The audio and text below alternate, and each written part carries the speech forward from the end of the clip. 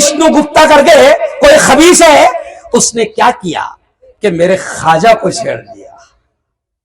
وشنو گپتا نامی خبیث نے میرے خواجہ کو چھیڑ دیا اور اجمیر کی درگاہ کے بارے میں کچھ کورٹ میں کیس داخل کیا کہ یہ اجمیر کی درگاہ پھلا پھلا ہے. تو میں نے کہا کہ حکومت خاموش ہے، اور حکومت کی خاموشی یہ بتاتی ہے کہ حکومت ساتھ ہے نا. جیسے شریعت کا مسئلہ ہے کہ جب وکیل اور گواہ دلہن سے پوچھنے کے لیے جائے کہ کیا تم کو یہ رشتہ قبول ہے، تو شریعت کا مسئلہ ہے، یہ انہوں بیٹھے ہوئے، شریعت کا مسئلہ یہ ہے کہ عورت مسئلہ خاموش ہے تو سمجھ جانا منظور ہے، کیونکہ وہ شرما کے بولے گی نہیں. تو ایسے ہی مودی جی دلہن کی طرح شرما رہے ہیں، منع نہیں کر رہے ہیں. جو شیطانی حرکت کر رہے ہیں ان کو منع نہیں کر رہے، مطلب حضرت کی اجازت ہے. لیکن میں نے حکومت سے کہا کہ اے وقت کی حکومت، اب تو تم پھنس گئے، کیونکہ تم نے پنگا میرے خواجہ سے لے لیا.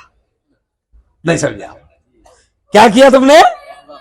پنگا میرے خواجہ سے لیا، اور جس نے لیا میرے خواجہ سے پنگا وہ ہوا ننگا. اب تم نہیں بچو گے، کیونکہ تم نے چھیڑ دیا اس شخصیت کو.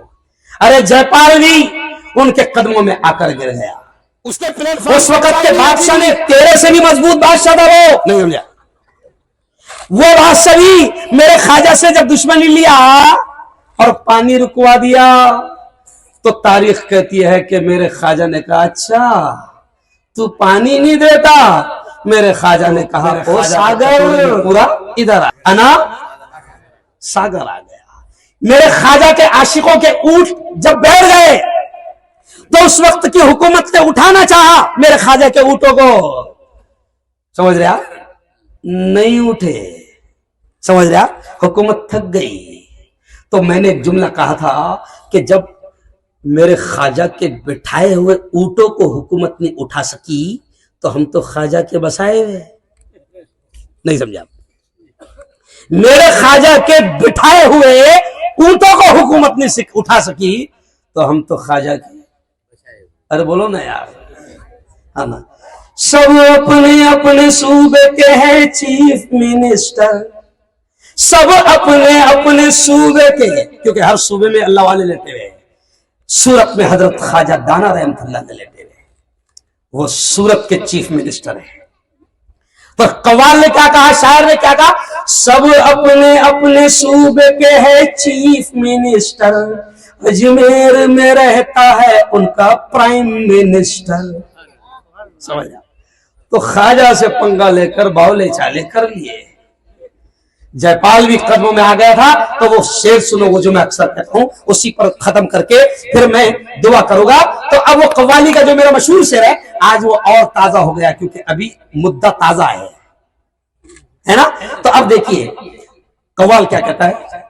دشمن بنا تھا آپ کا جے پال جادوگر، جے پال جادوگر یعنی خواجہ. دشمن بنا تھا آپ کا جے پال جادوگر، جادو سے اس نے آپ پہ پھینکا بڑا پتھر، پتھر وہ سیدھا آنے لگا ان کے جسم پر. خواجہ کے پتھر وہ سیدھا آنے لگا ان کے جسم پر، پتھر پہ جب پڑی میرے سرکار کی نظر.